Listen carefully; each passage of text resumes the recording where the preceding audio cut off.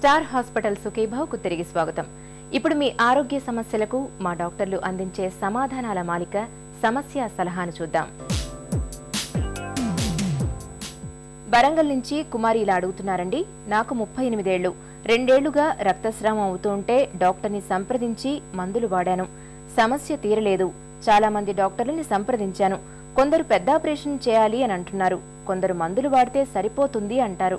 ఈ సమస్య తీరే మార్గం చెప్పండి అని రాశారు. కుమారి గారు, మీరు 2 ఏళ్లుగా రక్తస్రావం అవుతుంది అని రాశారమ్మా. కానీ మరి డిఎన్సీ చేశారా, బయాప్సీ చేసి గర్భాశయపు లోపలి పొర ఎందువల్ల బ్లీడింగ్ అవుతుంది అన్నది తెలుసుకున్నారా, మీకు థైరాయిడ్ సమస్య ఏమన్నా ఉందా లేదా అన్నది కూడా ఇవన్నీ తెలుసుకున్నాక అసలు ఆపరేషన్ అన్నది అవసరమా లేదా అన్నది చెప్తారమ్మా.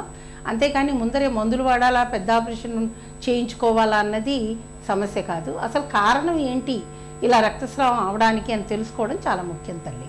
అది తెలుసుకున్నాక అప్పుడు ఆ సమస్యకు పరిష్కారం అని చెప్పొచ్చు. నర్సీపట్నం నుంచి కనకరాజు ఇలా రాశారండి. నా వయసు 61 సంవత్సరాలు. 10 ఏళ్ల నుంచి డయాబెటిస్తో బాధపడుతున్నాను. డాక్టర్ సలహా మేరకు డయాబెట్రాల్ మాత్రలు వాడుతున్నాను. అయితే కొంతకాలంగా శరీరం అంతా చిక్కిపోతోంది. నాకు ఈ సమస్య తగ్గే మార్గం చెప్పండి అని రాశారు. కనకరాజు గారు, డయాబెట్రాల్లో మెట్ఫార్మిన్ అనే మందు ఉండటం వల్ల కొంత వెయిట్ తగ్గే అవకాశాలు ఉంటాయి. అది మనకు అవసరం ఉన్న వెయిట్ కంటే తక్కువ అయితే దెన్ మనం అది ఆపాలా లేదా అనేది ఆలోచించుకోవాలి.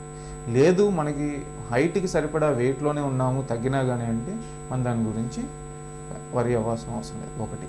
రెండోది, మీరు మీ ఒరిజినల్ వెయిట్లో 10% కంటే ఎక్కువ తగ్గిపోయారో లేదో చూసుకోండి. లాస్ట్ 3 నెలల్లో 10% కంటే, అంటే సుమారుగా ఇప్పుడు మీకు 70 కేజీలు ఉందనుకోండి, మీరు 10 కేజీలు తగ్గారనుకోండి, అది ఆల్మోస్ట్ 12-13% తగ్గినట్టు. అట్లాంటప్పుడు తప్పనిసరిగా మనం ఫిజిషియన్ దగ్గరికి వెళ్ళి ఇంకా వేరే కారణాలు ఏమైనా ఉన్నాయా, వేరే ఆరోగ్యరీత్యా ప్రాబ్లమ్స్ ఏమైనా ఉన్నాయా అనేది మనం చెక్ చేయించుకోవాలి. దీన్ని మనం శ్రద్ధగా చేయించుకోవడం అవసరం. నెగ్లెక్ట్ చేస్తే మంచిది కాదు. ఈ రోజు ఎపిసోడ్ ముగించే ముందు స్టార్ హాస్పిటల్ సమర్పించు ఒక చిన్న చిట్కా మీకోసం.